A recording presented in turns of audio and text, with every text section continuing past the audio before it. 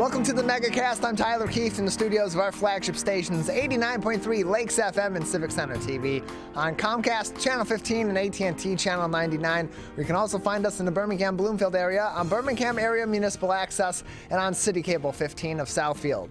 Join us live on Channel 10 in Waterford every day on the Media Network of Waterford, and live to tape on Channel 10 in Orion Township and Lake Orion on Orion Neighborhood Television or ONTV.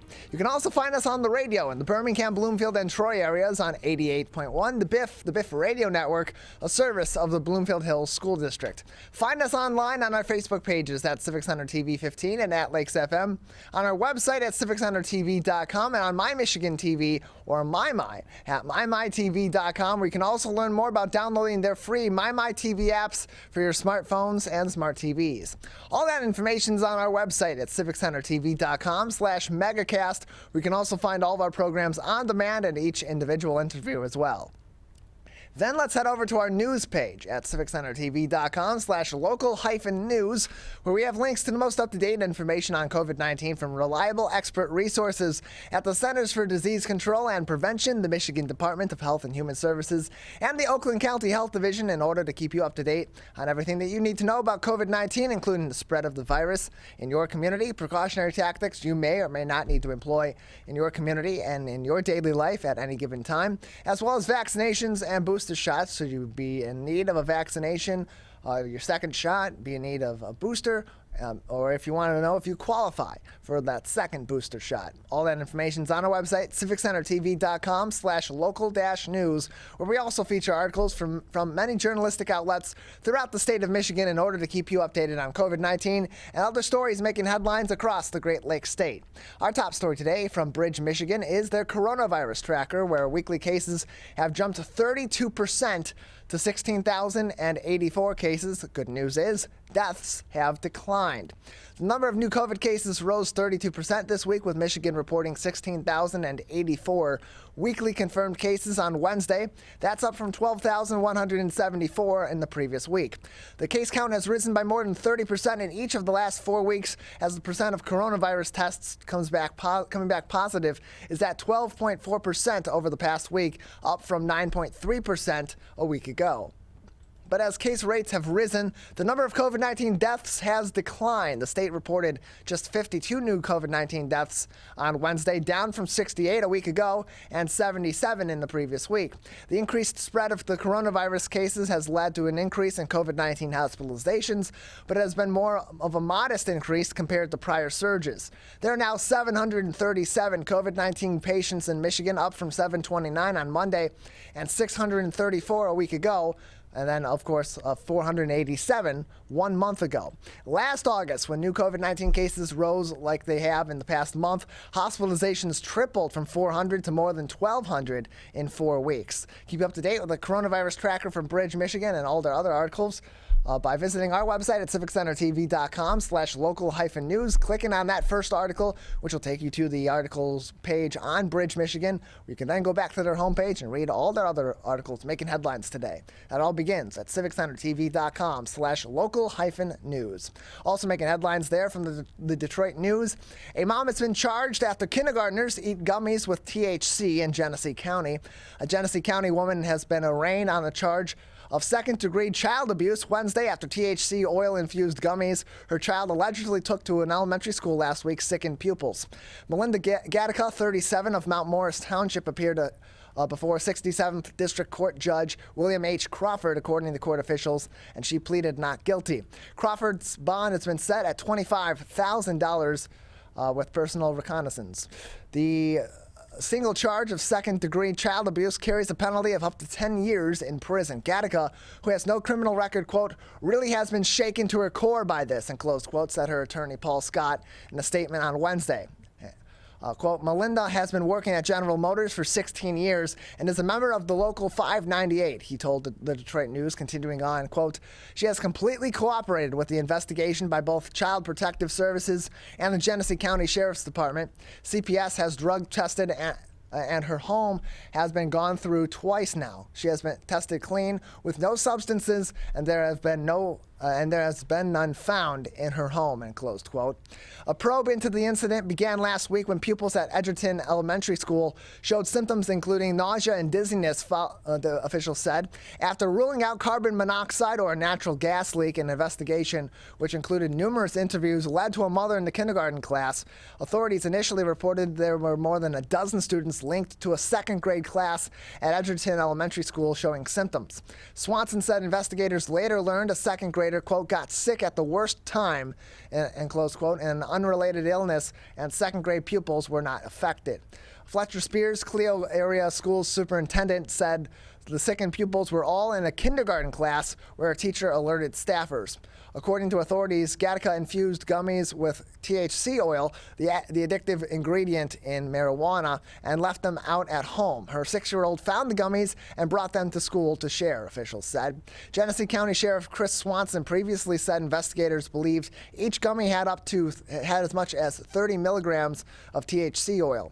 4 kindergartners were taken to Hurley Medical Center in Flint. They were all released by Sunday and back in school as of Tuesday, said Fletcher Spears, Clio area schools superintendent. While recreational marijuana is legal in Michigan, the woman broke the law when leaving the edibles in a Lifesavers package easily accessible by her 6-year-old, Leighton said. Quote, nobody's saying she's a criminal, he said in a message on Facebook this week. Quote, she made a mistake, but it's a mistake that has caused a lot of havoc in a public school district of renown. And we just can't let that go untouched. You have to safeguard those products, end close quote. Her attorney, Scott, added, quote, this was an unfortunate incident. CPS has not pursued removal of her children, and Judge William Crawford made a reasonable and fair decision not to make her post any bond today at her arraignment as she was released on her own recognizance, end close quote. Gattaca has a probable cause conference scheduled for May 12th, quote, and we look forward to continuing cooperating with the process and coming to a fair resolution for all involved, end close quote, Scott said, continuing on, quote, she is an outstanding mother who has been deeply affected by this situation. Lastly, making headlines on civiccentertv.com/local-news from the Detroit Free Press. There are only hours left to claim a $1 million Powerball ticket that was sold in Michigan.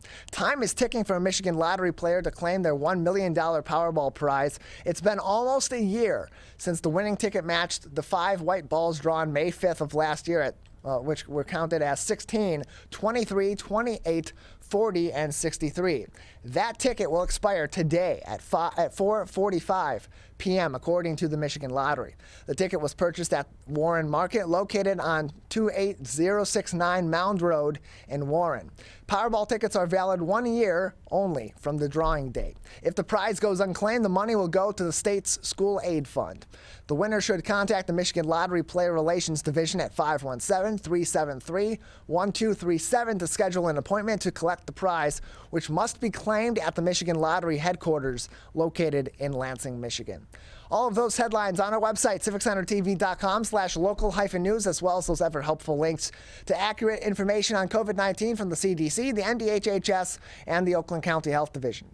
We have a great program ahead on this Wednesday edition of the Oakland County Megacast. Coming up next, we'll speak to C. Scott Lovejoy from Back to the Past Collectibles, and then we'll talk mental health with Carrie Krawick, a therapist from the Birmingham Maple Clinic. All that is up next. This is the Oakland County Megacast. We may come from different organizations, but we work together to protect the Huron River for everyone. Neighborhood storm drains carry water directly to local creeks and streams. No filters, no treatment. Storm drains also help reduce street flooding when it rains. So clearing storm drains and the areas nearby of trash and leaves helps keep them for rain only. It is easy to do your part by adopting a storm drain.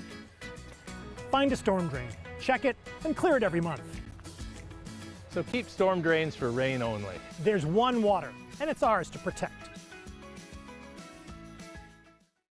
We as Michiganders feel connected to this resource in a way that I think is really powerful. Conservation starts with a caring, committed community. For me, it's peaceful to have a relationship with the river.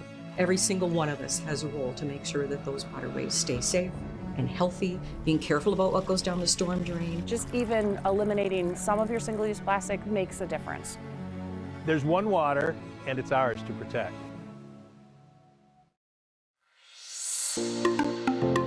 Did you know that nearly 3.31 million Americans don't get their annual checkup?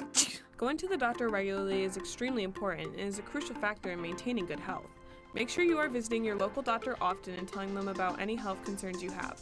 For more information, contact your local healthcare provider. This message is brought to you by WBHS Digital Media Arts Program and 89.3 Lakes FM.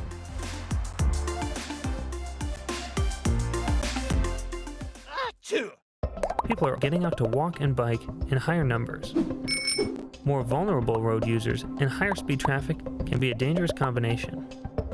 Crash severity has increased, so if you're driving, be sure to slow down and look for people. There's no need to speed. If you're biking, ride with traffic. If you're walking, avoid stepping into the road if possible. If you have to walk in the street, walk facing traffic. Learn more at walkbikedrivesafe.org. When times get dark, we can't see the help that's all around us. When you don't know where to turn, let 211 be your guiding light.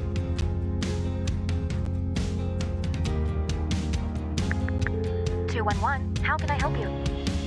Our guides are ready to connect you with the help you need.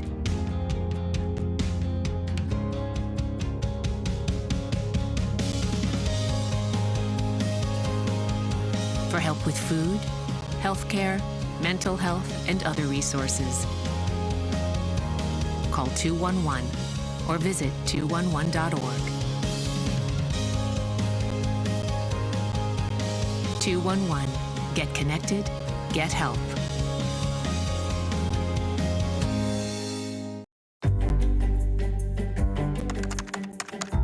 Parents do a lot of worrying. Get your kids caught up on childhood vaccines to protect them from these 14 preventable diseases, and you'll have 14 fewer things to worry about. Vaccines are safe and effective and save lives. So let's get caught up on vaccines and worry about something else. Get the facts at ivaccinate.org.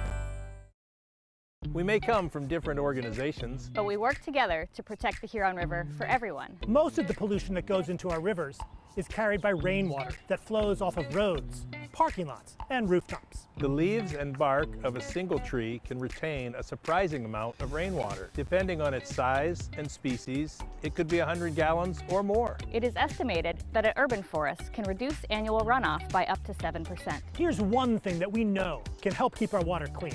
Plant a tree. Plant a tree. Plant a tree. There's one water, and it's ours to protect.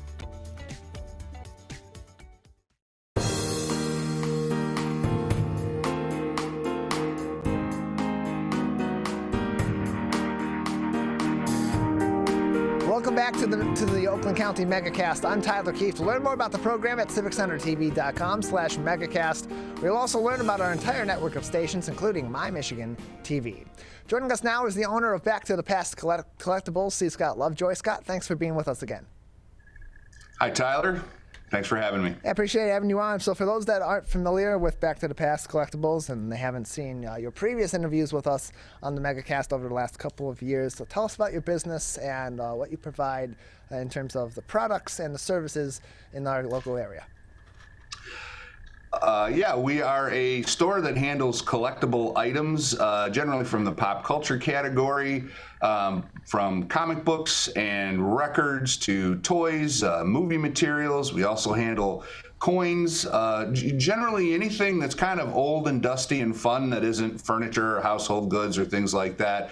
If it's got a collectability value, that's something that we are into. And a big part of our focus is the client side of helping someone with a pile of stuff. They're not sure what it is. They're not sure what they can do with it.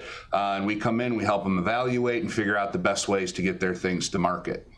And one of the many places that people go to collect some of these items is to their local Comic-Con. There's another larger regional Comic-Con coming up in mid-May, May 13th through the 15th, is Motor City Comic-Con. I understand that Back to the Past Collectibles will be at that event with a booth themselves. What will you be doing there at Motor City Comic Con? What sort of products can people expect to be able to see from your business when they attend Motor City Comic Con?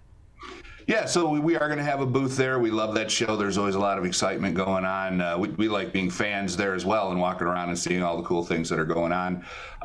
We are going to bring a smattering of what we carry to the booth so that people can see kind of a different selection of the various categories of things we carry. But interestingly, to a lot of people who primarily go to the con to sell stuff, our goal there is to really let everybody know about our services, because a great deal of what we do, we handle in the form of auctions or online listings, different types of events. And one of the things that we're going to highlight at this con is something we're on called PopShop Live, which is a kind of a new streaming platform. It's a lot more popular in other countries than it is necessarily here in the U.S. yet, but it is gaining ground. It's still kind of a nascent technology, and we're working on being a member of that and finding new ways to do things for those old people who might not be on TikTok and things like that. Kind of if you picture QVC, kind of the way they would sell things on QVC. It's kind of a version of that in TikTok, where there's a live stream. As we're talking about products, we can add them to a cart and people can see them go by, and if they see something they like, they can buy it. And it's a real engaging social method of talking about what we have and showing off our goods that way. So we're going to highlight that at the con as well. So another way you're going about selling some products in the near future is PopShop Live. It's another way you sell items. Can you tell us about that and how that helps your business sell some of these collectibles to collectors all throughout the local area and even well beyond Oakland County and Michigan? Oh yeah, it's a worldwide thing. We've already shipped packages to other countries through it, and it's an interesting way to talk about what we do, but at the same time, it's a lot more engaging with the audience as opposed to something like an eBay or one of our live auction events, or even something hanging on the rack in the showroom. It's a way to talk about things. People can share their interests. People can ask while they're on the stream, do you have this or that? And we can run off and maybe find something in the store, find something to bring into it. So it's a really interesting, fun way to sell collectible items. And we've done Pokemon cards on there, toys, comic books. We're working on vinyl. Vinyl's been pretty popular on those streams as well.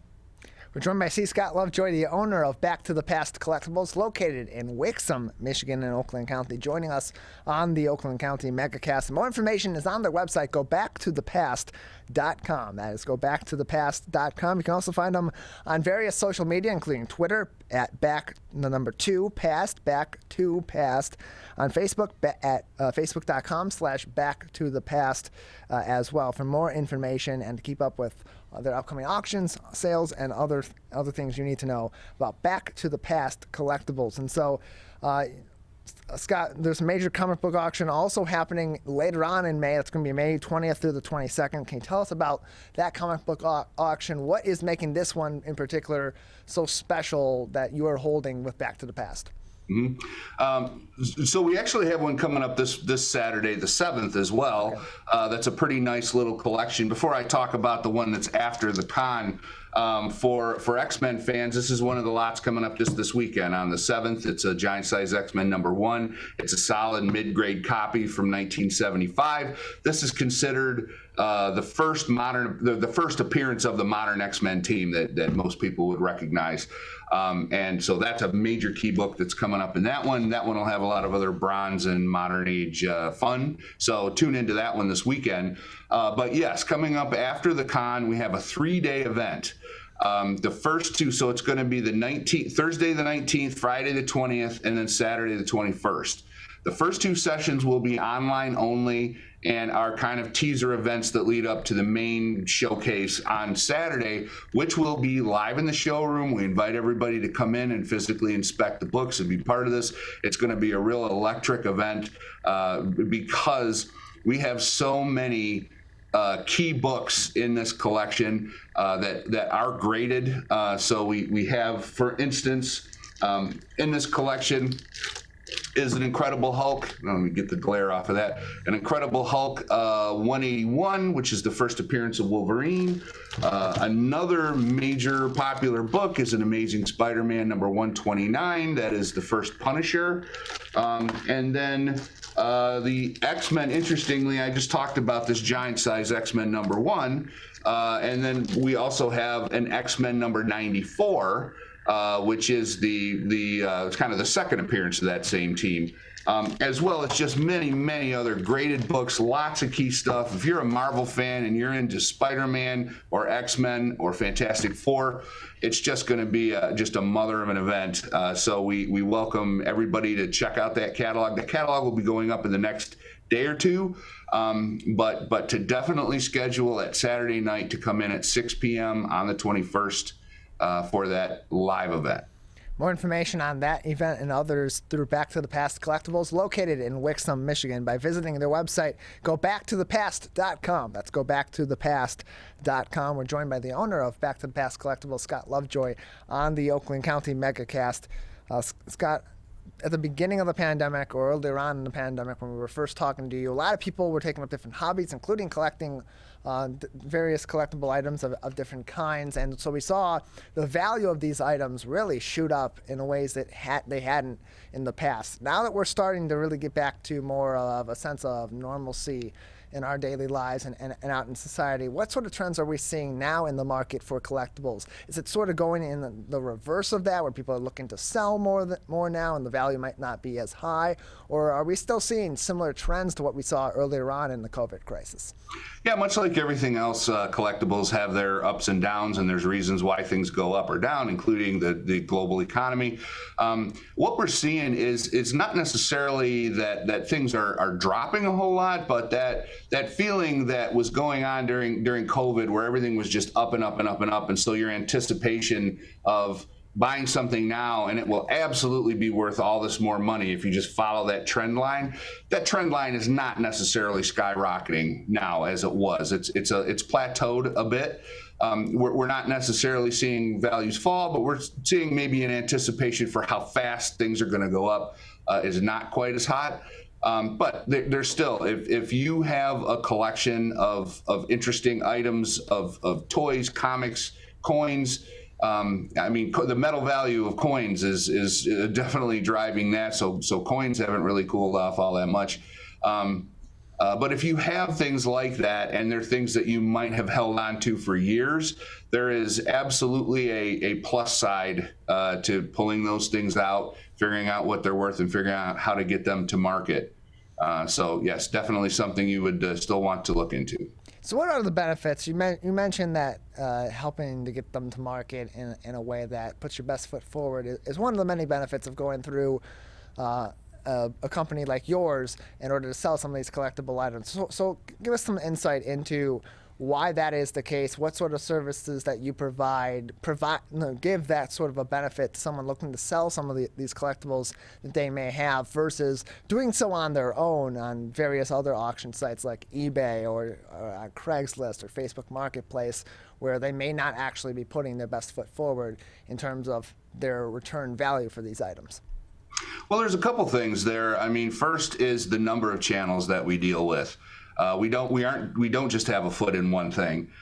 So there are benefits to each of the ways of selling things, depending on what the item is, depending on a number of factors. There are things that do a lot better in a live auction setting than they would on eBay. There are things that are absolutely eBay items that might get overlooked in a live auction. But we also have PopShop is one of our channels. We have networks with other dealers, other auction houses. There might be situations where we know that there are some channels that would be stronger than others. And so that when we come in to look at a collection, we're not just looking at it through one lens or one filter. We're looking at it with a wide variety of options that we can do to make sure that we optimize the income and we're getting the best dimes and nickels for that whole collection. But the other thing that you get with a company like ours, something that we are absolutely so proud of, is our sterling reputation. We work really hard to make sure that we describe things accurately.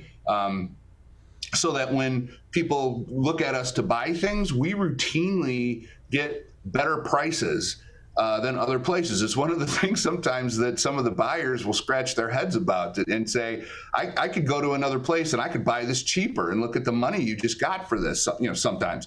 And the reason for that is because we have such a rock solid reputation that what we say it is, it is. And if we're wrong, if we describe something wrong, we stand behind it. We always make sure it's right. We fix it. And that's something that people don't get from a lot of different channels. Often it surprises me how if we just come to something and we show, basic competence, we say what it is, we do what we say, we make sure everything's right, how rare that is for a lot of people, that they're not used to dealing with a company that will just make sure things are right. So that's a good reason to use someone like us, because then everyone trusts the sale, and that way you get more bang for your buck when we bring something to market. We're joined by Scott Lovejoy. He is the owner of Back to the Past Collectibles. Joining us on the Oakland County Megacast. More information on the website, backtothepastcollectibles.com. Sorry, backtothepast.com. Let's go backtothepast.com for more information. And so, Scott, if someone would like to shop with Back to the Past, either in these auctions, of course they're online, but they're also in person. Where do these occur? Where do you have a brick and mortar store that people can explore some of these items too before they go to auction or they consider buying them? Yeah, so we do have a brick and mortar location. We're in Wixom. We're at 50420 Dennis Court. It's right off Pontiac Trail, west of Wixom Road. And so people are absolutely welcome to come in here. The one thing that I would say that sometimes is a surprise is the great majority of what we do is we bring these collections in, we get them cataloged, they go into event-based sales. So they go on eBay, they go on PopShop, they go into a live auction, wherever else the network might be. And so sometimes people, if they show up to the brick and mortar store, they'll say, where are all these amazing things that go by? They could certainly inspect the auction goods, but they're not necessarily just like hanging on a peg in the showroom. So, we keep the retail area a good example of all the different things we carry. But if you really want to shop our store and you really want to experience like what we do and the best of the things that go by, my best recommendation is you check out our website at gobacktothepast.com/shop. That has a link to all of our different feeds. Make sure you sign up for the newsletter, the VIP club, you follow our socials, and that way we will constantly tell you about all the things coming up. And I have I don't know how much time I have left with you here, Tyler, but I have I've got a huge list of all the things going on, if I can rattle through it here at some point. Yeah, sure, absolutely. Go ahead. All right, so right now we're working with a fantastic record collection. It's high grade records in the shrink wrap. I think I have almost 700 records. This is amazing stuff. It's record store day exclusives. It's box sets. It's a lot of rare things. Brand new, still in the shrink wrap. I've never seen such a high grade collection. It's just immaculate. So we're working through cataloging that. Some of those things are going on PopShop Live, but we will have an event coming up around records. So if you're a vinyl record collector, you're going to want to stay tuned for that. We're working with local artist Roy Thomas. You see one of his pieces behind me. This is our mascot, which we call Hero Kid, and he made me that. So he makes one of a kind. Also that Joker, I think you can see over there on the wall. He makes these beautiful one of a kind art pieces. We feature him in the showroom. We're also going to have a lot of his work coming up in a sale. We've got a great movie poster and movie paper collection coming up, 8x10s, autographs, all kinds of movie related Hollywood stuff. We've got a toy collection including classic G.I. Joe, Transformers first generation, Star Wars vintage stuff. And in fact, a few of those pieces have gone up on our eBay site right now, and we've got some amazing high-grade coins, gold, silver coins, and Star Wars figures that are on our eBay store right now. We've got another coin collection coming along right behind that. We're working with a cool Pokemon and Magic the Gathering card collection. So it just goes on and on and on. And these things will show up in our various feeds in various ways. Some on PopShop, some on eBay, some on live auction. So if you are interested in any of those things, you really want to stay tuned to what we do, because it just we right now we're getting so many collections and we're going so fast. It's just bigger and bigger and bigger how many things we are working with at any given time. So you're going to see everything go by. Scott, thank you. Very exciting. Scott, thank you very much for joining us. All right, thanks, Tyler. Appreciate it. More information on their website, gobacktothepast.com. That is gobacktothepast.com. Com. For more information, keep up to date on their upcoming auctions, see some of their items, and learn more about Back to the Past Collectibles.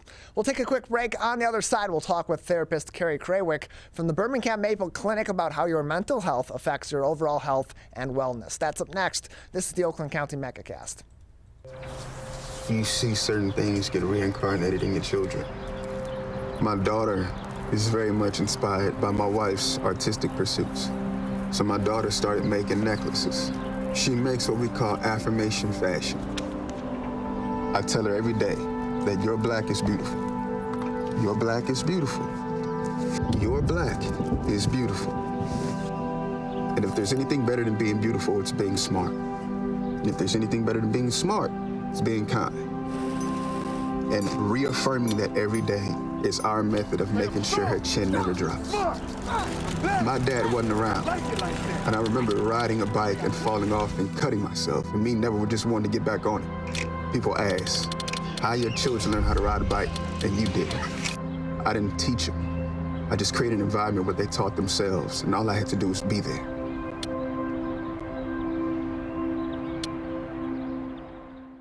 Whether you're the city, the county, or the Huron River Watershed Council. As partners working together to protect our water resources, we agree. Pet waste is the source of harmful bacteria in the Huron River. When it's left on the ground, it can wash into the storm drains. These lead directly to our streams. No filters, no treatment. Here's one thing we know that can help keep our water clean. Pick up pet waste and trash it. Pick up pet waste and trash it. So pick up pet waste and trash it. There's one water, and it's ours to protect.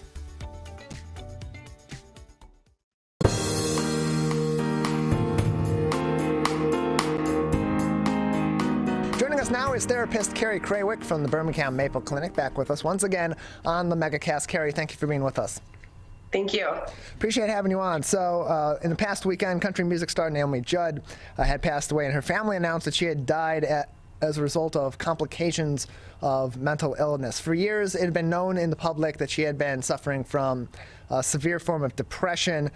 Based on the details that you may know about Naomi Judd's struggle with depression in her case, and some of the commonalities that she may have with other individuals that are suffering from depression, especially severe depression, what are those health effects that can be residual from a mental health issue such as depression? Sure. Well, so for depression, for one, has a number of both physiological and social and emotional side effects. So extreme sense of worthlessness, hopelessness, loss of interest in activities once enjoyed, fatigue, insomnia, tiredness, overeating, oversleeping, undereating, undersleeping, over drinking or self-medicating.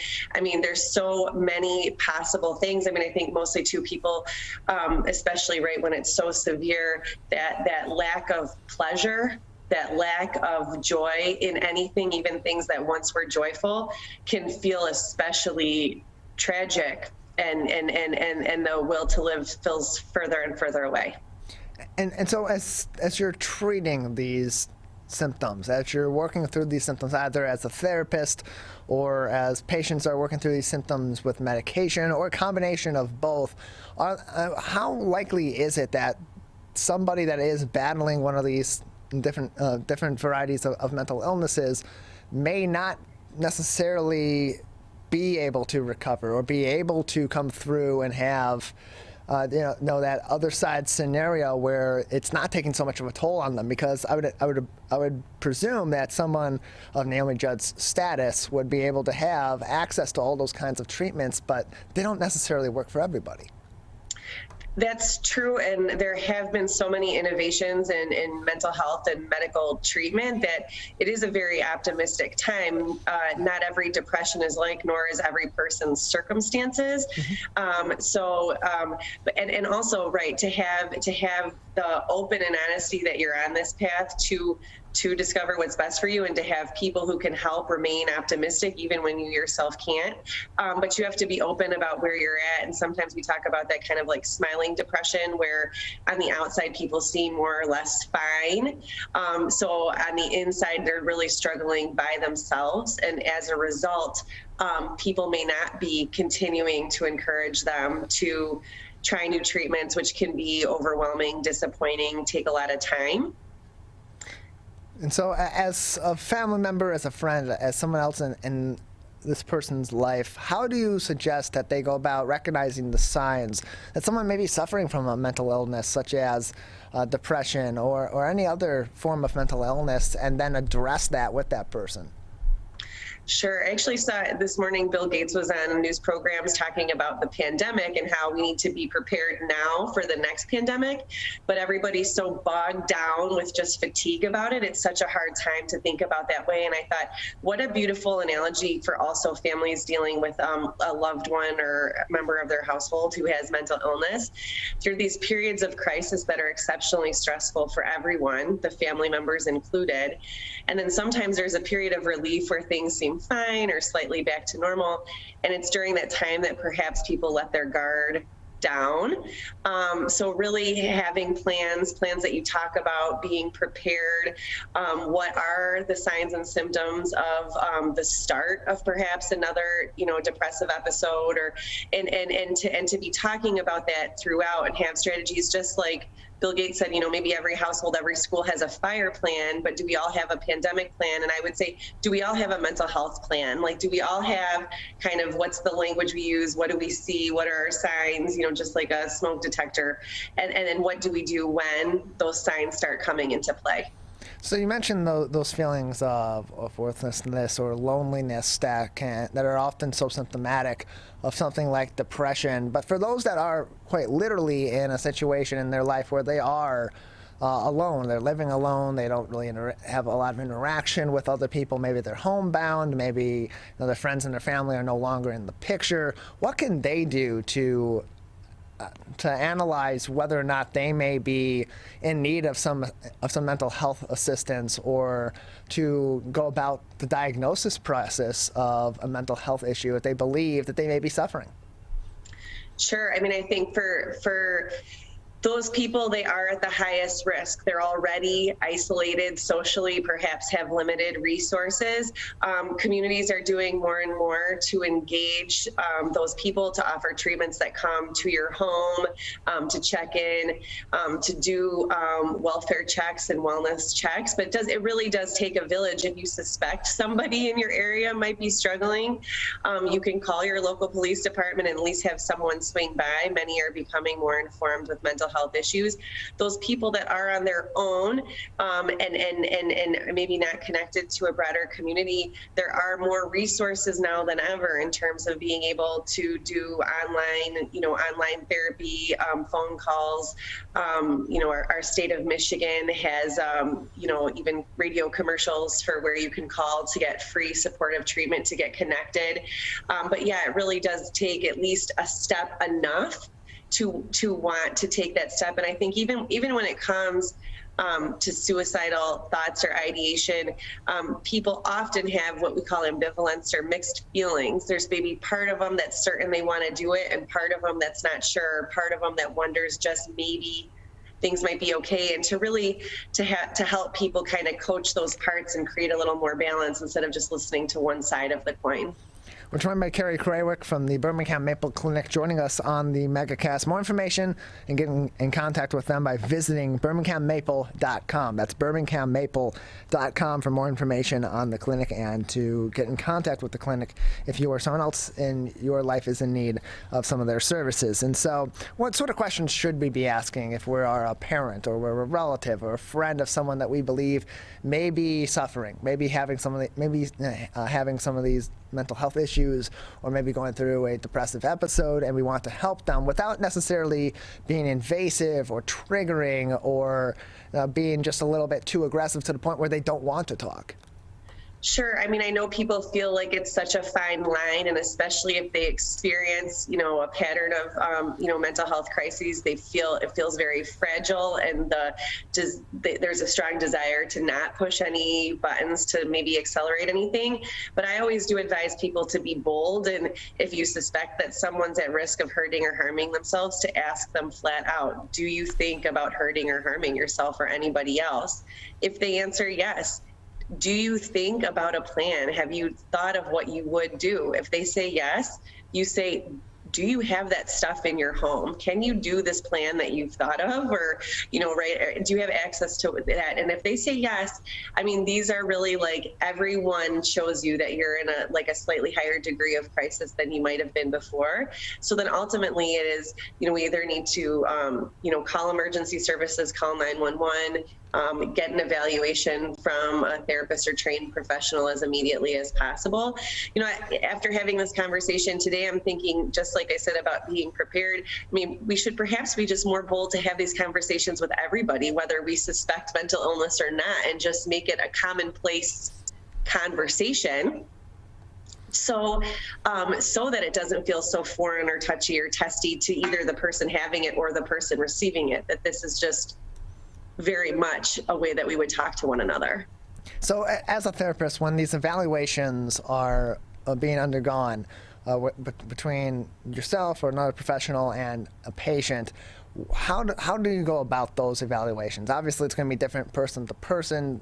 Everybody's going to have different needs in terms of their mental health and what their goals are and what their areas of needs are going to be. But where do those evaluations typically start to really get a full understanding, or as full of an understanding as you can, about what a person is going through before you're treating them either through therapy, certainly through medication, or both? Sure. So, you know, much like some of those questions I asked, a therapist would ask also those same questions, would also be evaluating, like you said, are there other people in the home? Are you by yourself? You know, are there firearms or other, you know, lethal means in the home or that belong to you or somebody else? But yeah, there would be sort of a variety, like you said, you know, so like emergency room is going to conduct a evaluation of one kind, an outpatient psychologist might do one of another, and that maybe there would be referrals back and forth as a result, depending on someone's, you know, higher or lower level of need. Just like if you were to call like an 800 crisis number or something, a suicide prevention hotline, they would have their own series of assessment questions and then make referrals again to sort of higher or lower need based on the determinations. We're joined by Carrie Krawick from the Birmingham Maple Clinic with us on the Megacast.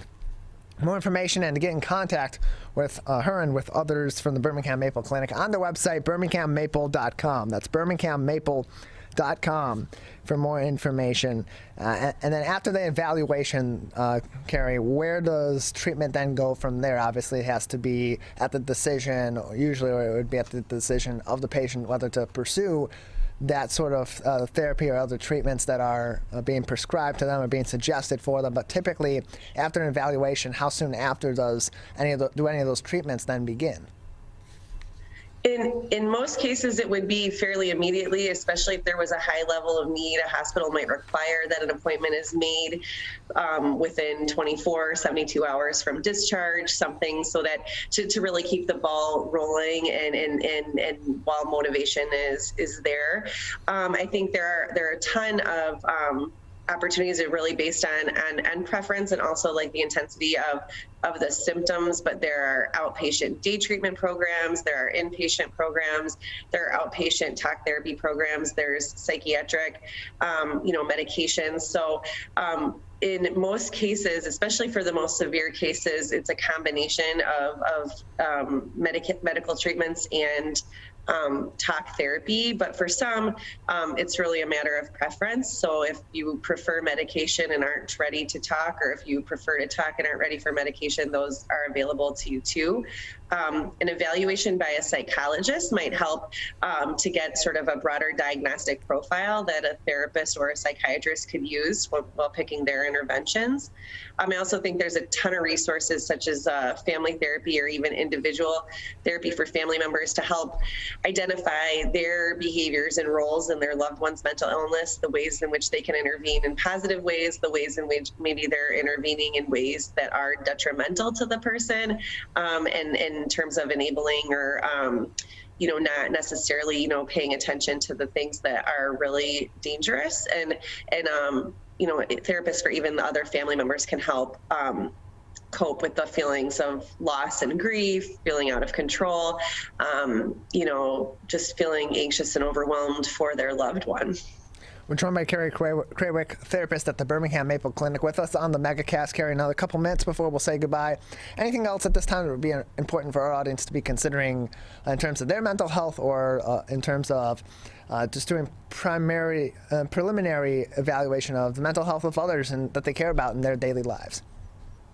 Yeah, I think it's absolutely, sometimes just talking about it, just getting familiar talking about it, not just to a trained professional, but to the general public, might help enumerate, right, how normal the feelings are and how also possible what treatments are, what's worked for other people, or, just being connected in periods. And we live in a high stress time, in our cultural, social world right now, and staying connected to other people is one of our biggest resources during times of stress, even though often during times of stress we push people away. So certainly generating opportunities to connect are good for both the giver and the receiver of that connection. So that would be the one thing I would leave everybody with.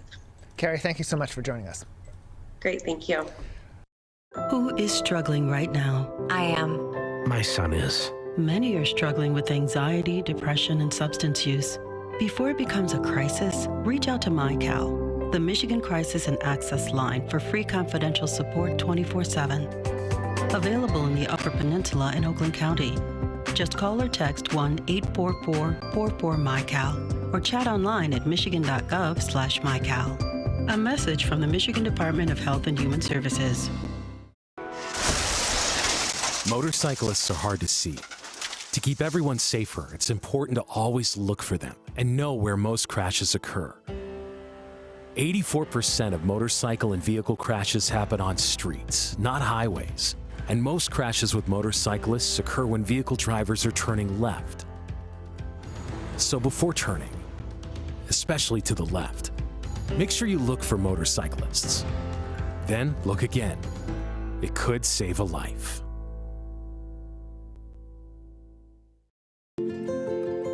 To Sophia and Gabriel. Even though these old knees can't follow on your adventure to the forest today, these flowers represent my love. These stitches and threads join us together. And wherever you see a flower, a bird, a beautiful tree, know that my love is with you. Make the forest part of your story at a park near you. Find one at discovertheforest.org. 72.7% of high school students get less than the recommended 7 to 9 hours of sleep a night. This can cause pain, obesity, and can very negatively affect your mental health.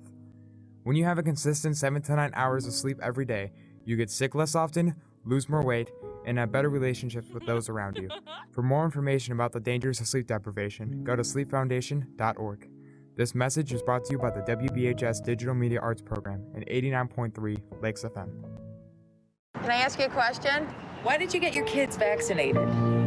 It was hard for them to social distance, to be isolated from their friends. I want them to get back to school and sports games. So as a pediatrician, I recommend the vaccine to everyone I know. The boys lost a former teammate and classmate who was only 20 years old. It's been a devastating year. We want to get back to normalcy. Our daughter is really looking forward to being with her friends, being a kid. It's the Great Lakes water. And so what people do ends up in our waterways. Flushable wipes are just evil. They should be thrown away. They're impossible to destroy, and they can cause significant problems. One of the main things when you're cooking is to not dump fats, oils, and greases down your drains. They stick to the sides of pipes. They stick to everything they come in contact with. Don't put it down the sink. There's one water, and it's ours to protect.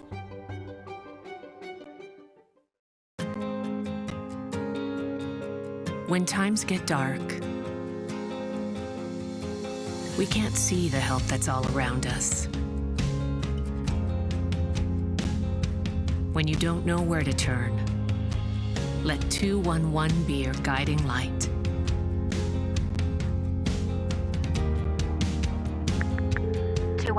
How can I help you?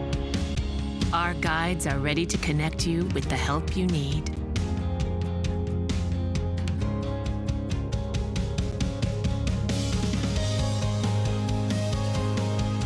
For help with food, healthcare, mental health, and other resources. Call 211 or visit 211.org. 211. Get connected, get help.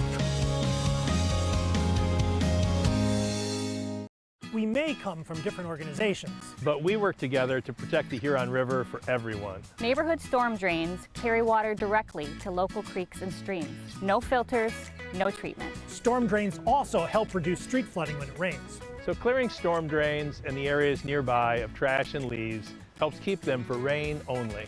It is easy to do your part by adopting a storm drain. Find a storm drain, check it, and clear it every month. So keep storm drains for rain only. There's one water, and it's ours to protect.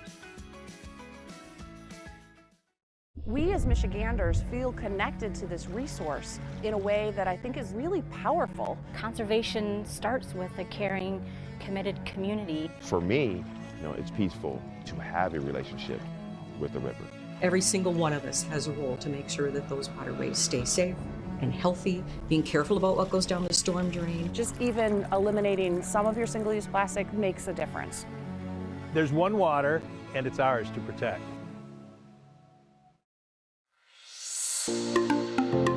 Did you know that nearly 3.31 million Americans don't get their annual checkup? Going to the doctor regularly is extremely important and is a crucial factor in maintaining good health. Make sure you are visiting your local doctor often and telling them about any health concerns you have. For more information, contact your local healthcare provider.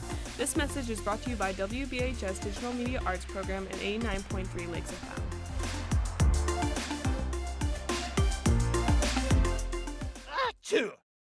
People are getting out to walk and bike in higher numbers. More vulnerable road users and higher speed traffic can be a dangerous combination. Crash severity has increased, so if you're driving, be sure to slow down and look for people. There's no need to speed. If you're biking, ride with traffic. If you're walking, avoid stepping into the road if possible. If you have to walk in the street, walk facing traffic. Learn more at walkbikedrivesafe.org. When times get dark, we can't see the help that's all around us.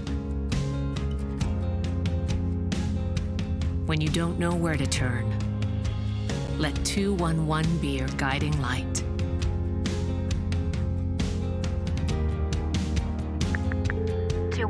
How can I help you? Our guides are ready to connect you with the help you need.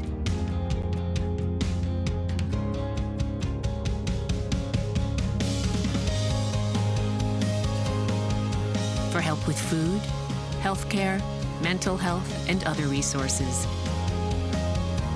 Call 211 or visit 211.org. 211. Get connected, get help.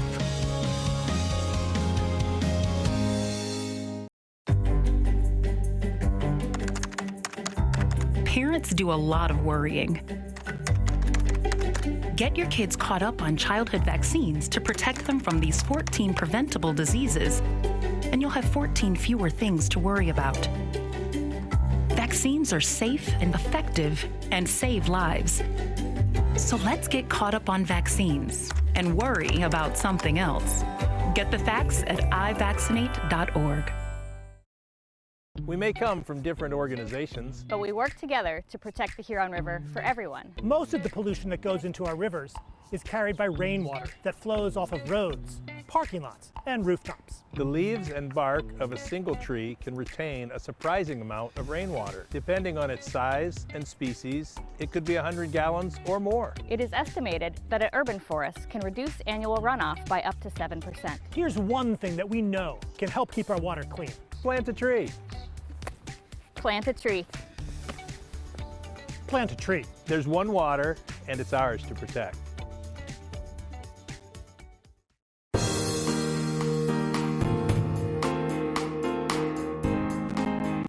Welcome to the Michigan Megacast. I'm Tyler Keefe. To learn more about the program at civiccentertv.com/megacast, you'll also find information on our entire network of stations, including your radio homes for the program, 89.3 WBLD Orchard Lake and 88.1 WBFH Bloomfield Hills, as well as My Michigan TV.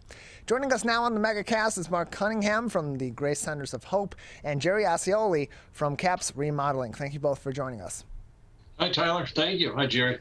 Thanks for having us, guys. I appreciate having both of you on. So let's start with you, Mark. For those that are unfamiliar with Grace Centers of Hope, what does your organization do? What services do you provide to the community? So Grace Centers of Hope is a local rescue mission here in Pontiac.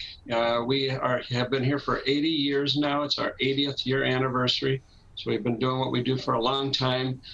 We take men, women, and families who are homeless due to addiction, abuse, lack of education, and bring them into our program. It's a one-year program where they can come in, restructure their lives, get some life skills. It's a faith-based program.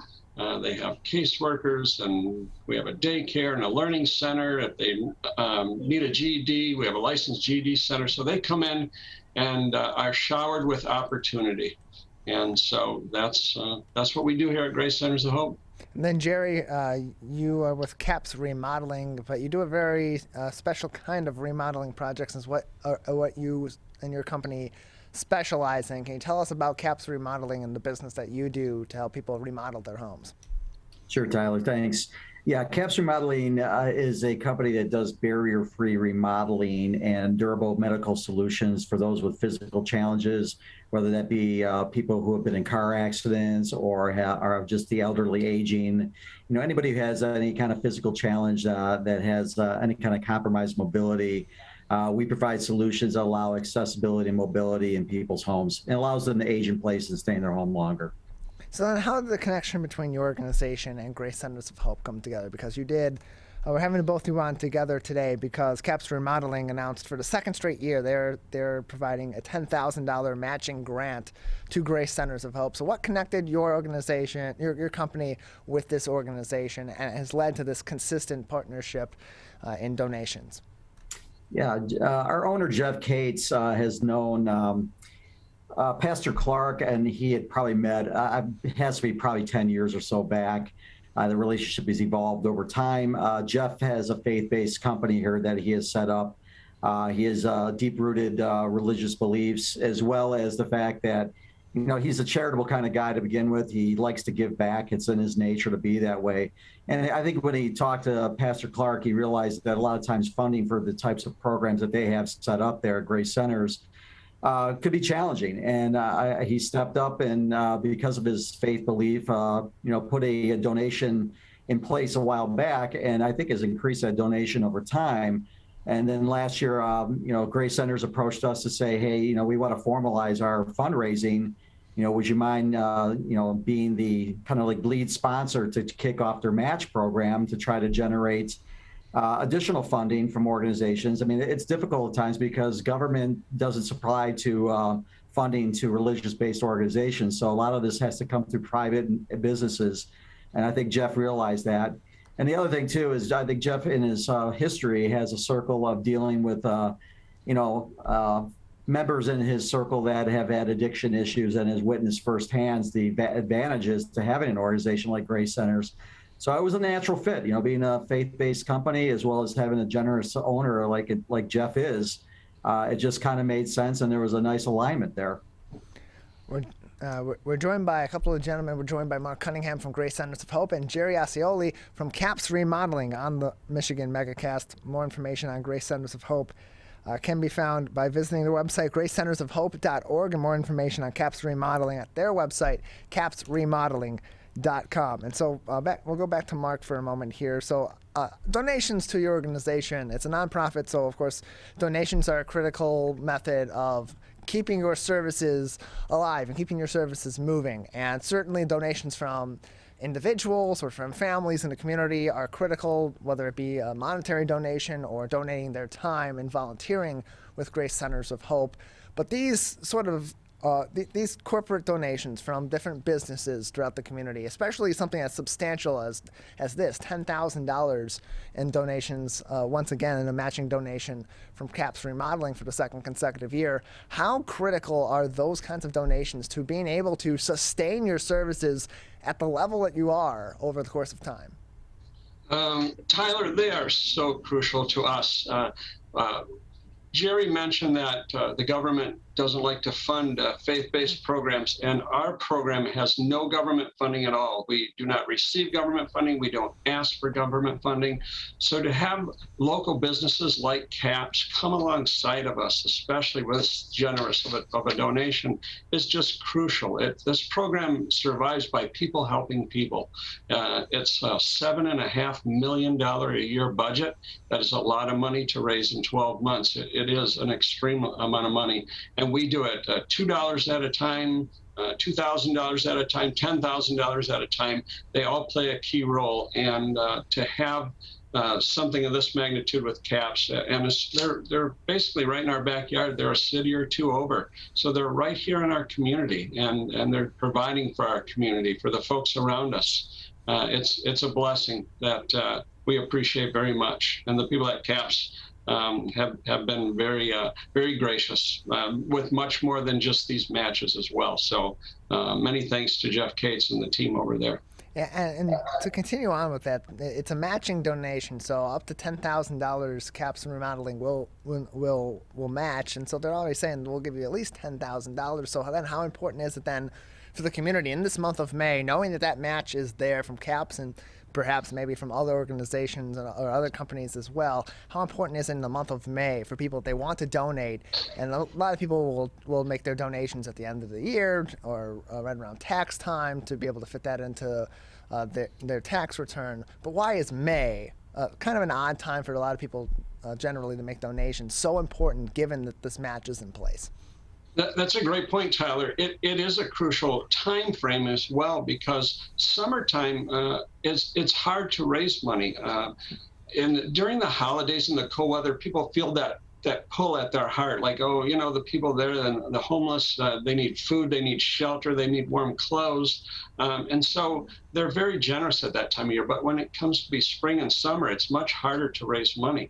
So to have somebody like CAPS come and say, we're going to give you that $10,000 match, and then somebody who's maybe on the fence or maybe not sure, do I want to donate now, do I not want, and they see the opportunity to double their donation, it really does work. It works very well. We came up with this a couple of years ago, and it works very well to raise money, especially during these harder times, harder months of the year. So it's very crucial. And I'm glad you brought that timing point up, because like I say, people are very generous at holiday, Christmas, end of year for tax breaks. So this time of year, we need to continue to let people know that there's people struggling, people right here in our community struggling, men, women, and kids coming into our program, living in the backs of a car or under a freeway overpass. They don't just come in the winter, they come all year long, you know, and the men and women come all year long, and they need your support. We're joined by Mark Cunningham from Grace Centers of Hope. He is the Director of Donor Relations. We're also joined by the General Manager of CAPS Remodeling, Jerry Osceoli, on the Michigan Megacast. So Jerry, tell us about the decision for CAPS to do a matching donation, because on the one hand, you can just make a donation as a company to an organization that's substantial and have your company's name on it. But why what was the ultimate decision and motivation behind saying, not only are we going to make this donation, but up to this certain amount that we're willing to donate ourselves in this base donation, we'll also match donations from the community?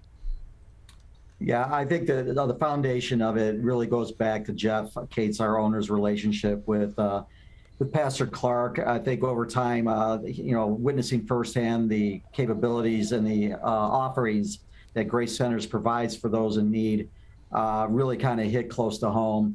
The donation size probably has increased over time because of seeing the direct value of those contributions that are made. And then logically, a couple of years back, as Mark had mentioned, we thought this would be a great kickstart to increase fundraising to try to get other companies involved in donating. So it really wasn't the dollar amount. It was really just kind of more of a platform to be able to say, our boss, our owner believes in this, and others who would get close to the program would also understand the value. And I think witnessing it firsthand and being close to it made it an easy decision to do. And the fact that they created this platform to do a match program just seemed like a logical extension to try to get others involved.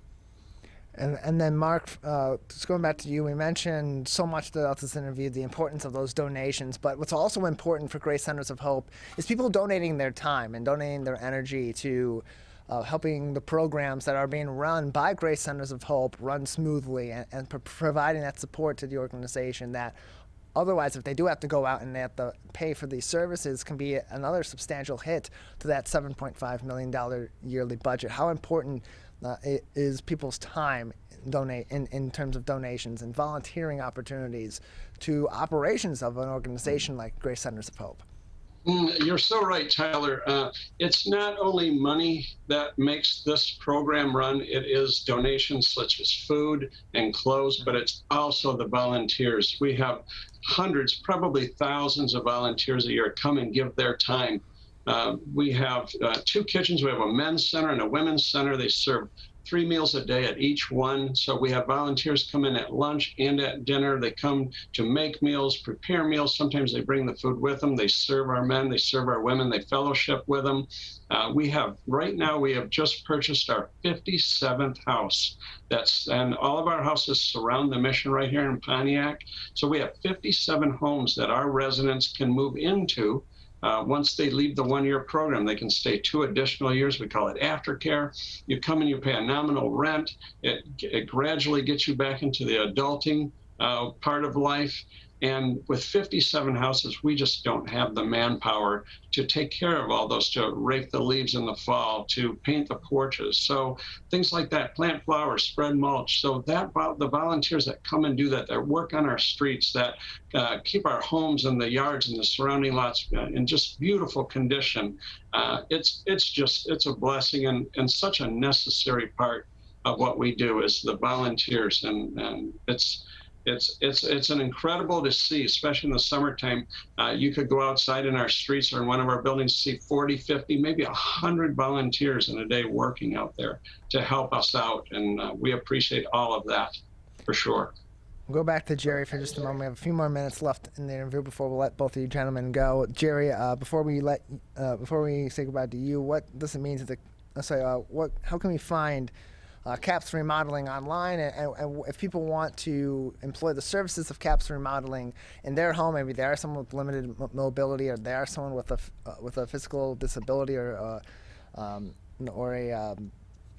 mental disability, that may be in need of your services. How can they go about doing that? Yeah, I think first of all, the best thing to do is when there's a need there, simple things like accessibility into the home, ramps, grab bars, things that make homes safe for those with those compromised and mobility challenges. If you know you're in a situation like that, the best thing to do is to call our office line here, 248-246-1669, or you can even go online at www.capsremodeling.com and you get the general information and a feel for our services. And then obviously we have people here at our office that are certified and ready to answer any questions, even if it's in a consultative manner or actually specific questions about mobility challenges, needs, or things that they might find they need around the home. More information also on the website, capsremodeling.com. Jerry, thank you very much. Thank you. And then Mark, for you, just before we let you go, anything else at this time that would be important for people to be keeping in consideration about Grace Centers of Hope as we head in to the thick of spring and head towards summer? If you have a garage sale, you have a spring cleaning, you're not sure what to do with all that leftover stuff, we have 4 thrift stores that bring in a good part of our budget too. You can go on our website at gracecentersofhope.org. You could find our thrift stores on there to donate your items. You can find the volunteer hub on there if you would like to come and volunteer. And so gracecentersofhope.org, and go on there any time of year. We need your support. We need your help. And also a quick shout out to Royal Oak Kimball High School. Tyler, you might not know this, but Jerry and I went to high school together and graduated together. How about that for God's path to bring You're going way back, Mark. I am. I mean, what is that, 15 years ago, Jerry? Oh, right? yeah. Right. I'll buy that. Okay. Well, yeah, so that's really cool. Yeah, some special info too. Calvin Brown, our technical director here, said he went to high school there. Yeah, he went to ROHS. Okay, it did turn into the high school, so he went to high school there. So big connection. Awesome. Same building. There you go, same building, right? There you go. So, but thank you, Tyler, so much for having us on. Jerry, thank you for all the support to you and Jeff and everybody there.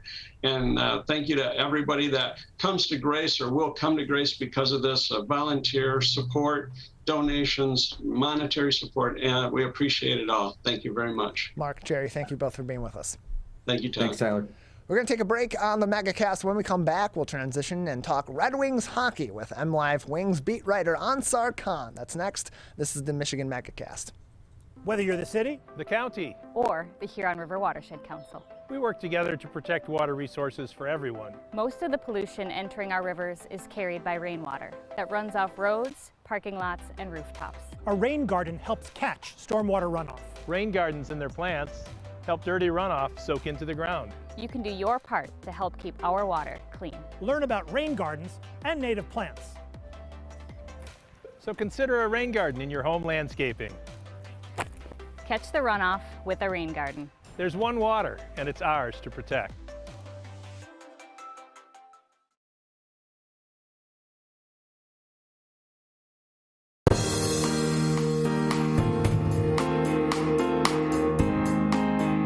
Joining us now is the beat writer for the Detroit Red Wings with MLive Media Group. It's Ansar Khan back with us again on the Megacast. Ansar, thank you for being with us.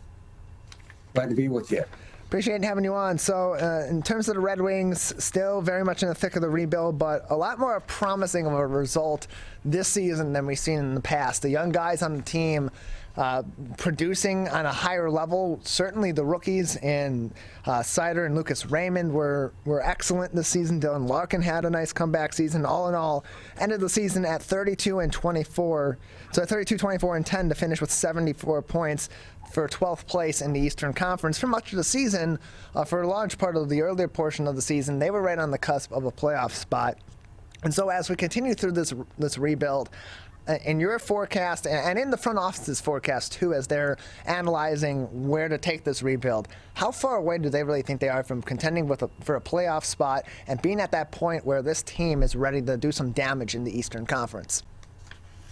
I would say as far as contending for a playoff spot, maybe 2 years. I think it's unrealistic to think they finished, I believe, 26 points out of the last playoff spot this year in very tough Eastern Conference. To think that they can make up that much ground in just 1 year and reach the playoffs next year is just not realistic, regardless of what happens in the offseason. So I think they're looking at, I think ideally they would like to obviously take a step next year and finish right around 500. I think that would be would show progress. But as far as really competing for a playoff spot, I think you're looking at 2 years down the road. Yeah, and they're really, as you said, they are really looking to take that next step in this rebuild and really surge forward with the talent that they have now, which is a very young team, with the leadership in Dylan Larkin, their captain, with these younger guys like Bertuzzi, who's a veteran but still on the younger side, and certainly rookies like Mart Sider and Lucas Raymond, who had very productive seasons, and Nedeljkovic also a productive season as a goaltender for the Red Wings too. And so with that being the case, and them really wanting to surge forward and continue on, make that next step, that brings us to the decision recently for the Red Wings to relieve Jeff Blashill of his duties as head coach. They're not going to retain his contract any further and offer him a new contract. They want to move on, bring in some new leadership. And this has been something that's been of question of the Red Wings for years, whether or not they should be continuing on with Jeff Blashill. Many in the fan community and in the analyst community over the past several years have, year after year, been talking about it's time to get rid of Jeff Blashill. Maybe it's time to move on to somebody else. Now the Red Wings are making that decision. From the front office's standpoint, from your conversation conversations with those decision makers leading the Detroit Red Wings organization. What ultimately was that final decision maker for them, or that final factor that went into saying Jeff Blashill's not quite the guy to bring this team where it needs to go in this rebuild any further? It was how the things unfolded over the final 2 months of the season. They were going along, pretty nicely for considering what they were, right around 500. I think right mid-February, even late February, they were at 500. At one point, they were like 5 or 6 points out of the last playoff spot. That was a little bit deceiving because the team that they were chasing, Boston, had 5 games in hand. So I don't think they were ever seriously contending for a playoff spot. But just to be in that conversation was a step up and was showing progress. And they knew that it was going to be tough the final 2 months of the season because the schedule was much tougher. They played a lot of strong teams, especially a lot of strong Eastern teams. So they knew it was going to be difficult to maintain that 500 pace. But the problem was in the way that they lost some of those games. They were getting blown out in quite a few games. They just had a look of just like they didn't know what hit them some nights, and looked like they stopped trying. The compete level just wasn't the same. That ultimately was the biggest thing in leading to the decision to fire Blashill, was the team just was not competing hard enough on a regular basis over those final 2 months. And as a result, the goals against just ballooned. And that was just unacceptable to have them finish second from last in the league in goals against. We're joined by Ansar Khan, Red Wings beat writer for MLive Media Group. You can read his articles on their website, mlive.com/Red Wings. That's mlive.com to read all of Ansar's articles as the Red Wings go through their offseason and into a very important search for their next head coach after deciding not to retain the services of now former head coach Jeff Blashill as the head coach of the Red Wings. And so now here comes a big question for the front office as they are approaching the coaching search, as they're approaching the continuation of this rebuild, thinking, as you said, maybe 2 years away from playoff contention and a few more years after that away from strong contention of the entire conference, possibly for a championship overall in the Stanley Cup Finals and so on and so forth. So there's that question. Are you taking that next stepping stone with your head coaching position, or are you going for that guy that's going to be with you for a sustained period of time and eventually, you would presume, be your championship winning coach? What are the Red Wings looking for as they look to replace Jeff Blashill, avoid some of the similar pitfalls of having a younger coach that's used to developing players and bring in that guy that can take this young talent to its next level, but also lead a team that sooner or later will be competing? Yeah, as Steve Yzerman addressed it yesterday, he said he's very open-minded as far as the qualities he's looking for in a coach. He's not going to narrow himself down into whether it has to be a coach with NHL experience, with head coaching experience from the NHL, an NHL assistant. It could be an NHL assistant. It could be an AHL coach. It could be a guy from Europe. He certainly didn't rule that out. Whatever he does, my feeling is that the next coach is going to be somebody that's more demanding, more hard driving, and that's not to say that Jeff Blashill wasn't, but Jeff Blashill was very popular, a very well-liked person, a very well-liked throughout the organization. A good person, and that's not to say that the next guy has to be a bad person by any stretch, but I think they're looking for a more abrasiveness, a taskmaster type. When you look at the history, and then this is kind of how it goes with coaching changes. When a team replaces a coach, they don't want to bring in a similar type of personality, a similar type of coach. They almost kind of want to bring in like the opposite type of coach. And that's what this team has done over the years. When you look, they went from a sort of a nice guy in Brian Murray to an absolutely tyrannical Scotty Bowman. And then when he retired, brought in a nice type guy, a player's coach, and Dave Lewis. That didn't work. They replaced him after 2 seasons with Mike Babcock, a very hard driving, demanding coach. And then back to Jeff Blashill, more on the, on the nicer kind of side, players type coach. So they've kind of alternated, and I think it's time, and I think the organization feels it's time to get somebody who's really going to push these players and going to be more demanding of them. And do you think that kind of coaching works in today's NHL, especially with the younger guys? We've seen in other sports too that those older school philosophies, you think of some of those harder-nosed coaches. In the hockey side, it's guys like Scotty Bowman, guys like Mike Babcock. Does that still work in today's NHL with the youth in this league that's going to be the bulk of this Red Wings team, or could that be something that could potentially be a poison for this organization in its current stage in the rebuild? Well, it definitely could be dangerous, could be a poison. It could set them back, and that's something that Yzerman certainly has to weigh. You can't get somebody who's just going to be way over the top, like pretty much like Babcock was toward the end there in his treatment of some players like Johan Franzen. And then when he went to Toronto, it was just an absolute mess, the way he handled Mitch Marner.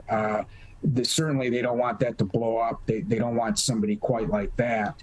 But they do, I think, want somebody who's just, I would say, a step or two up in that regard from Blashill. But yeah, it's certainly, like you said, somebody who's just over the top in today's NHL. I don't think that would fly. We're joined by Ansar Khan. He's the Red Wings beat writer at MLive.com. More information, of course, on MLive.com. You can read his articles by clicking through their sports section and selecting Red Wings as they go through their coaching search, go through another offseason in this rebuild, and approach next season hoping to continue to move forward with the progress they made in this season. 32-24-10, their final record, 74 points, and 12th place in the Eastern Conference, but great production from their young guys. And so as we continue to talk about the importance of this coaching search, Ansar, it's only been a couple of days since they announced the relieving of Jeff Blashill after 7 seasons at the helm. But are there any guys out there now that either you know of are on a short list, or you think will be on a short list or could be on a short list for this Red Wings coaching search going forward? I think it's wide open. I think there's quite a few names out there. Certainly, when you think of the rising assistant coaches, one of Yzerman's teammates, Lane Lambert, who's been a longtime assistant under Barry Trotz for 3 different teams, he'll certainly be a candidate. I believe he's in his late 50s. Hasn't gotten an NHL head coaching job yet, but he's certainly due, and really the time's kind of running out at that age. There's a guy, the wild card in it is former Swedish national coach, Rickard Gronborg.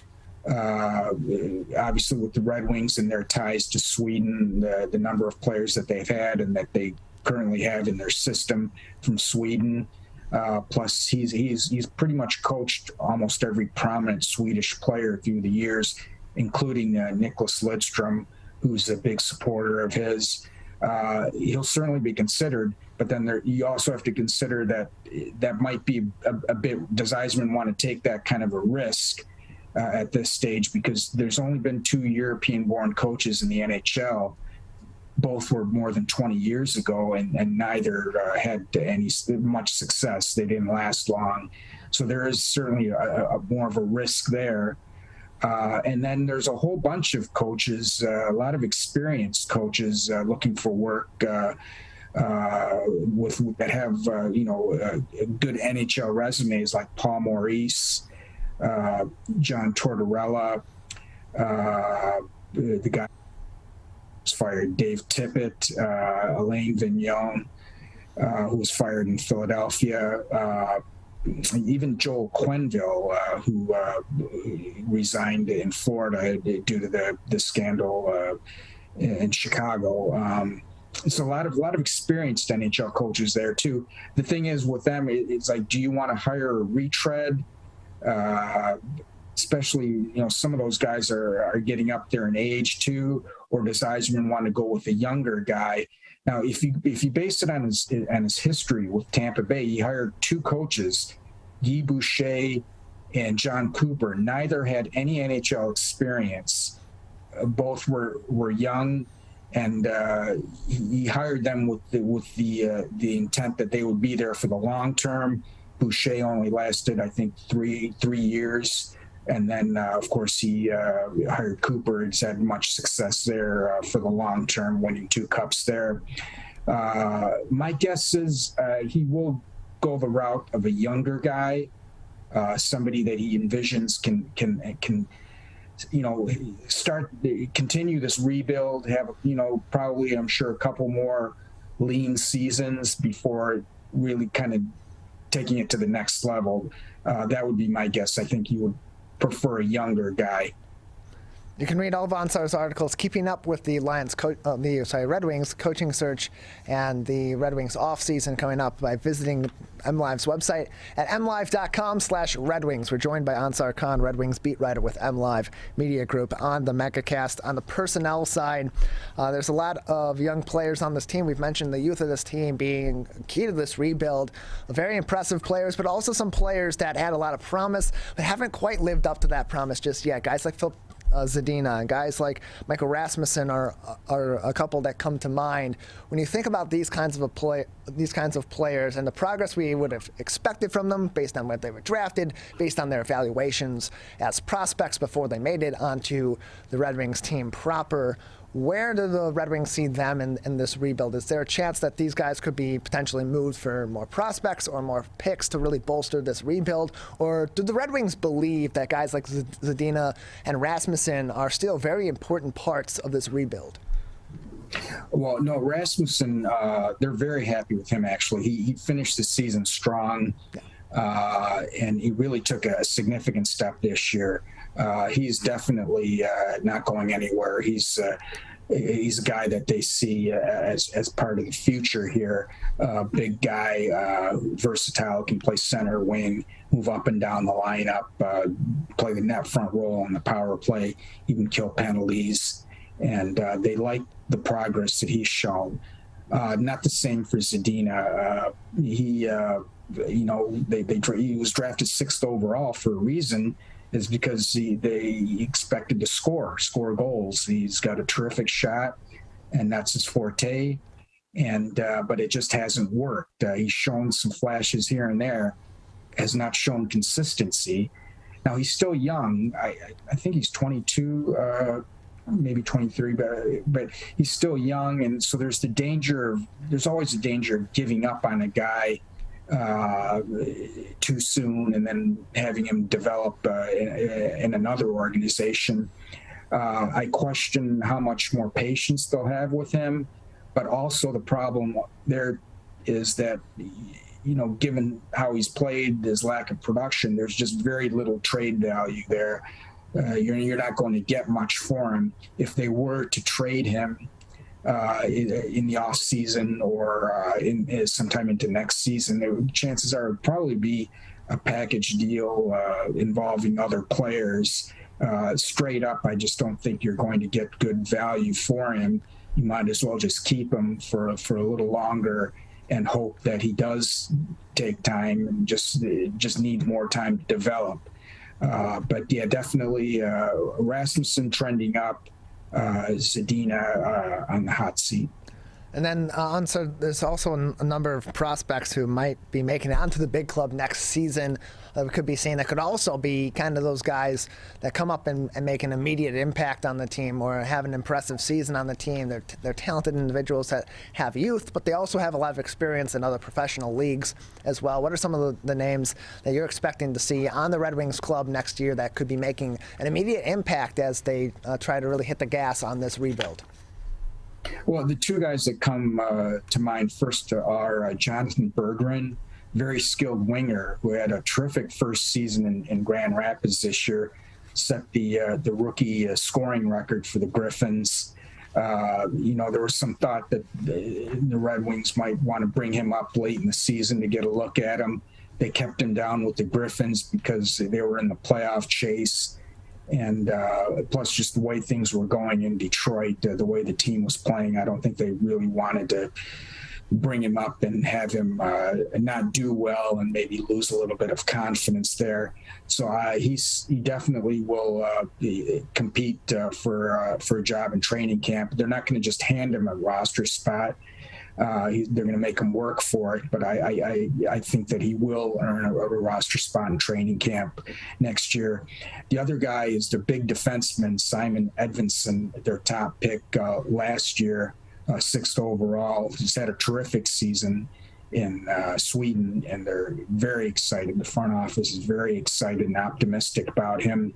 Kind of in the mold of Moritz Seider as far as size and abilities. Although he said, as we talked about him yesterday, he says he's a different type of player than Seider. And certainly you wouldn't want to put that kind of expectation on him, as Seider's probably going to win the Calder Trophy as a top rookie. You wouldn't want to put that kind of expectation on Edvinsson. And also, but I think he will compete for a job, but it's not a given that he's going to make the team. It's still very difficult for a young defenseman, I believe he's 19, to step into the NHL. Seider, you remember after he was drafted, he still needed a year, although he was probably ready, but they felt it was best for his development to play a year in Grand Rapids, and then COVID happened. And he ended up, he would have, if not for COVID, I think he would have made the Red Wings certainly that second year. But because of all the things happening around COVID, they ended up sending him to Sweden, where he excelled in that league. And then he was absolutely ready. Those 2 years just made him even more polished to come and step right into the NHL. So we'll see with Edvinsson. Whether his play certainly will dictate whether he makes the Red Wings roster or could very well need some time in Grand Rapids. Ansar, before we let you go, the Stanley Cup playoffs are underway. Who are your favorites in this year's playoff to potentially take the Stanley Cup this year? That's a good question. And this year, I really don't know. It's really wide open. I mean, you can make a case for as many as 10 teams. That's always tempting to say Tampa Bay because they won it the last 2 years, but it's hard to win 3 years in a row. I think the best team I've seen all year was Florida. I think they're just really stacked, explosive team. I would say Florida in the East would be my pick. In the West, I think Calgary is a team that I would watch out for. So my prediction would be, and I would predict Florida to win it all over Calgary. Ansar, thank you very much for joining us. Glad to be with you. I couldn't breathe at all. There was lots of talk about putting me on a ventilator. I thought I was gonna die. I was 39 weeks pregnant and had a scheduled C-section. During that time, I got COVID and was hospitalized for a month. I had a blood clot in my lungs. It caused me to go into right-sided heart failure. I was really scared. I kept texting my husband and my mom, telling them how scared I was, and I was worried that he was gonna grow up without a mom. And then I was worried if, when I did get home, that he wouldn't know who I was. You know, being 27 and a mom and a wife and having that all almost taken away from me. It's scary, and if a vaccine can prevent that from happening, why not? Get your vaccine. I don't want this to happen to anybody else. A message from the staff of Michigan's Crime Victim Compensation Program. Anyone can be a victim of crime and suffer lasting trauma, physically, emotionally, and financially. But you are not alone. If you're struggling financially due to a crime, we're here for you. Find out if you qualify for crime victim compensation. Call 877-251-7373 or visit michigan.gov/crime-victim. A message from the Michigan Department of Health and Human Services, Division of Victim Services. You see certain things get reincarnated in your children. My daughter is very much inspired by my wife's artistic pursuits. So my daughter started making necklaces. She makes what we call affirmation fashion. I tell her every day that your black is beautiful. Your black is beautiful. Your black is beautiful. And if there's anything better than being beautiful, it's being smart. And if there's anything better than being smart, it's being kind. And reaffirming that every day is our method of making sure her chin never drops. My dad wasn't around, and I remember riding a bike and falling off and cutting myself, and me never just wanting to get back on it. People ask, how your children learn how to ride a bike, and you didn't. I didn't teach them. I just created an environment where they taught themselves, and all I had to do was be there.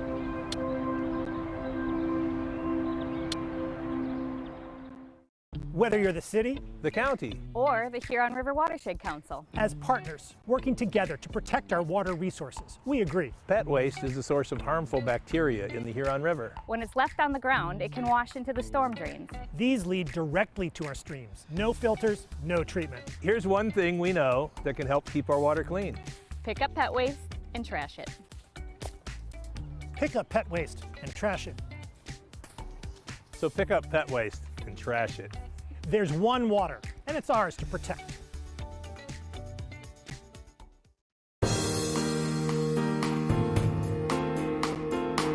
Welcome back to the Michigan Megacast. I'm Tyler Keefe. Learn more about the program at civiccentertv.com/megacast, where you'll find information on our entire network of stations, including My Michigan TV. With us now on the Megacast is Lindsay Warren, the Public Relations Director and Network Manager at the Mighican Animal Adoption Network, one of nearly 300 charities and nonprofits supported on the Shared Detroit platform. Lindsay, thank you for joining us. Thank you so much for having me. I'm super excited to be here. I appreciate having you on. So first off, can you tell us about the Mighican Animal Adoption Network and the services that it provides across the state? Absolutely. It's a really unique program. The name is a little bit deceiving. While we began in 1994 doing the traditional work of adopting animals out in the Pontiac area, and what we found when our president and vice president, who are still with us today, they would drive into Pontiac to do work at a traditional shelter, and they were seeing packs of stray dogs and feral cat colonies, and they were realizing there was a problem outside of the traditional shelter environment. And so that's sort of where our organization began. They realized that outreach work was needed in Pontiac. It's a low-income area. There's high crime. And so the first thing they noticed was, we need to get these animals sterilized. We need to spay and neuter them. We need to find, homes for them, of course. So that's kind of the birth of the organization over 30 years ago. And, through the years, we have had foster families who, will take animals in and adopt them. And so, of course, that's where our name came from. But over the years, as we continued to do that work, we saw there was still this need on the streets. So while our focus has shifted a little bit away from what our name is, and we do the work with our street team called the Animal Care Network, we still do, want to save animals and get them homes. So we have shelter partners, and that's where the network name comes in. So we have really close ties with the Oakland County Animal Shelter and the Michigan Animal Rescue League.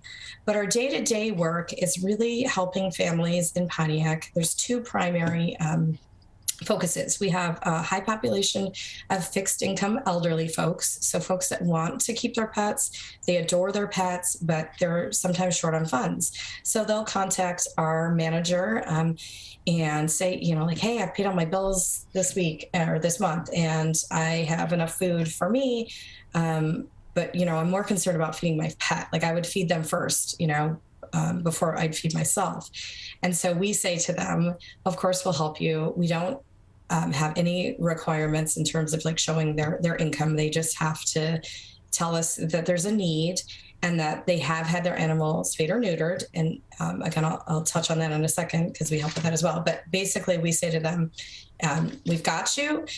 We will supplement your pet's food up to twice a month, dry food, wet food.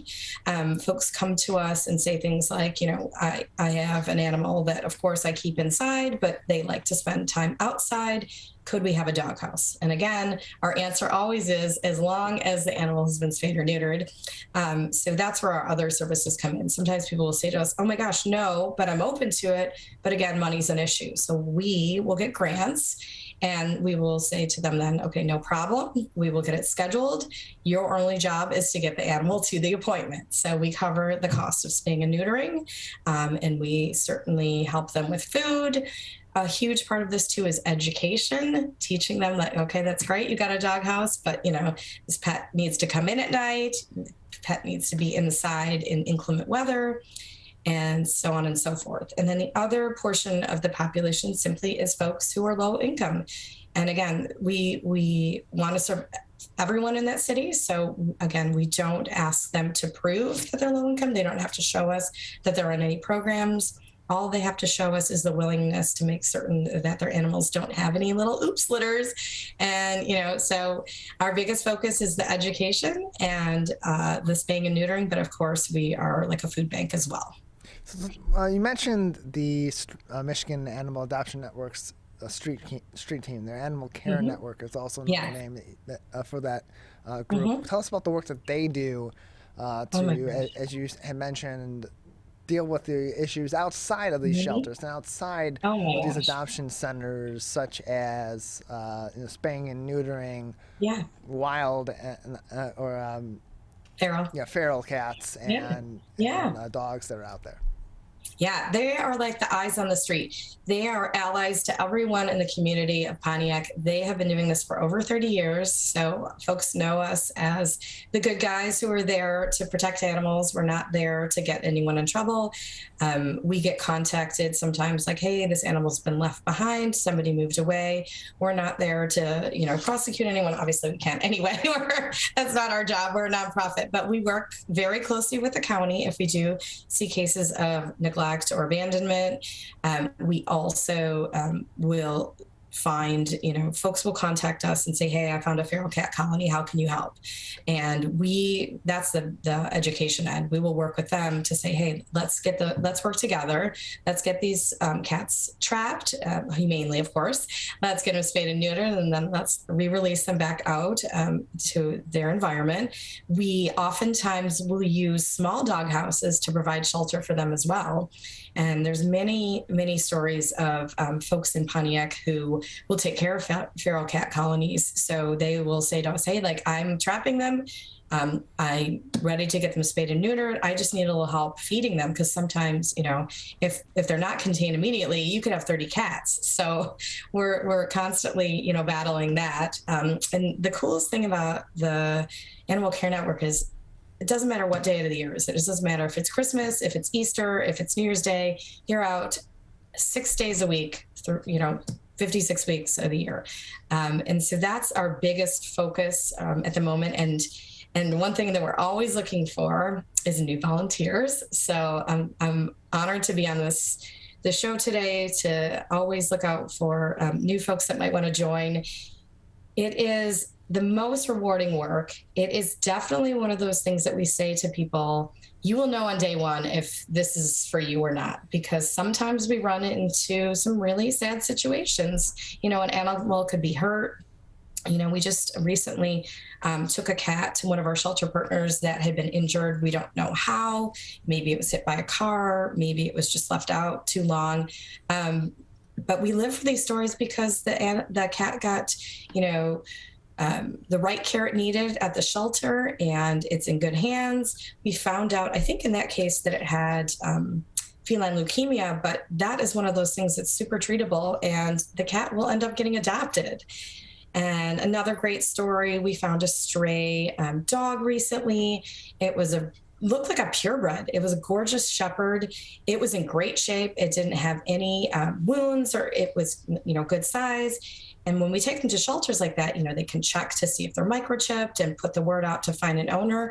Well, unfortunately, in that case, no owner was found, but within 2 weeks, that dog had been adopted. So, not only are we keeping these animals, in the homes of the low-income folks and fixed-income folks who want to keep them, that there in turn provides space for these ones that we sometimes find on the streets. So we're helping keep the population down in the shelters, and also keeping these pets in the home where people just love them and it's a part of their family, and they just sometimes, are a little tight on cash. So it's so rewarding, and we really, really we're always in need of volunteers, and we really encourage people to check it out and see if it's something they want to do. We're joined by Lindsay Warren on the Michigan Megacast. She is the Public Relations Director and Network Manager with the Michigan Animal Adoption Network. More information on the website at MichiganAnimalAdoptionNetwork.org. That's MichiganAnimalAdoptionNetwork.org for more information and to get involved. And so, Lindsay, if people are in need of some assistance for their pets through your network, how can they go about getting that assistance? It's so easy. So we have one telephone number that folks in Pontiac can call.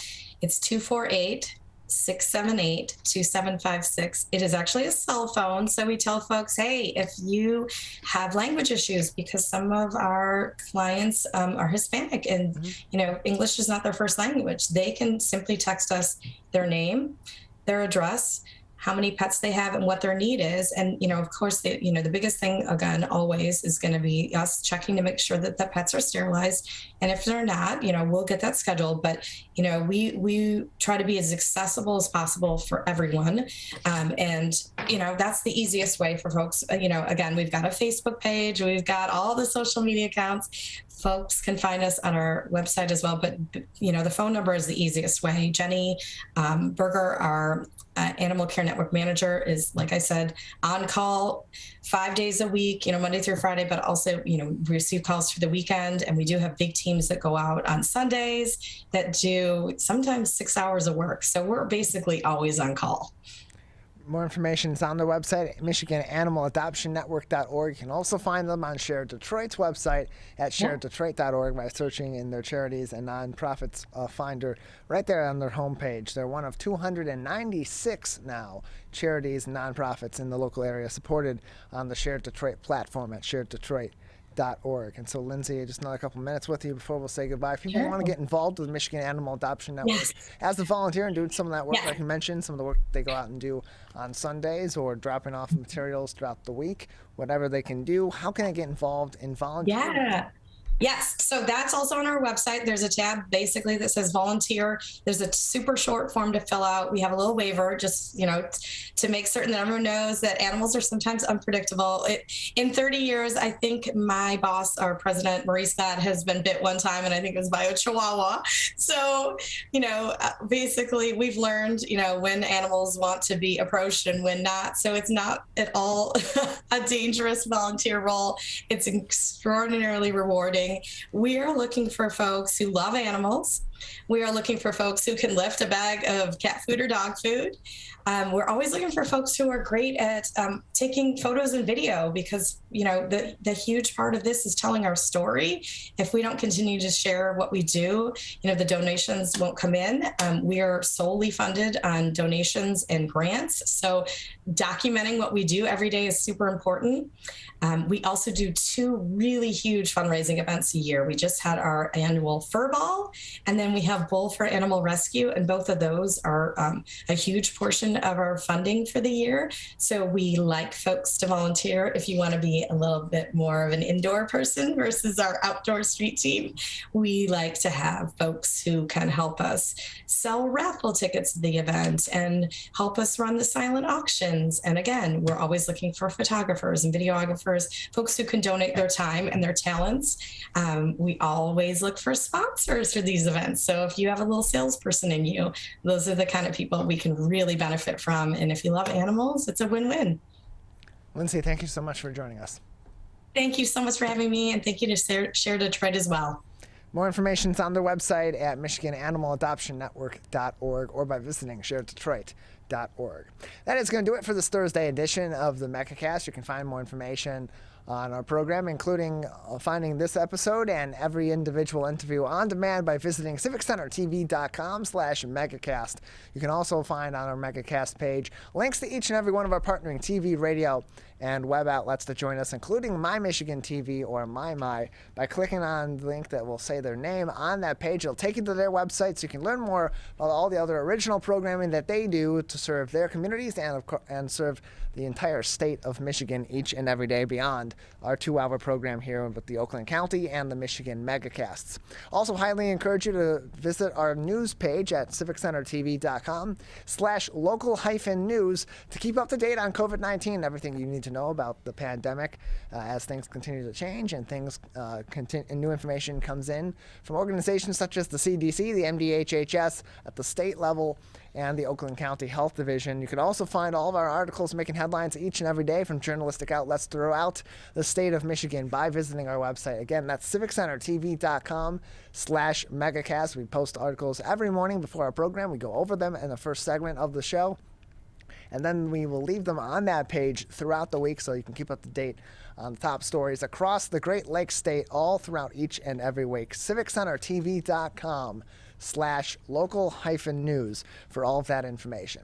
Also, a big thank you to our crew that makes this program possible each and every day, 5 days a week for live shows. Our technical director, Calvin Brown, with me in the studios for the full 2-hour marathon. Our Zoom producer, Jared Clark, at the office of My Michigan TV in the bustling metropolis of Troy, Michigan. And the king of television himself, Larry Nyland, who is our producer and helping us both on and off the air today, helps book all the guests and helps both them and us prepare for informative conversations 5 days a week on these live programs. Big thank you to him. Again, you can find all those interviews on our website, civiccentertv.com/megacast.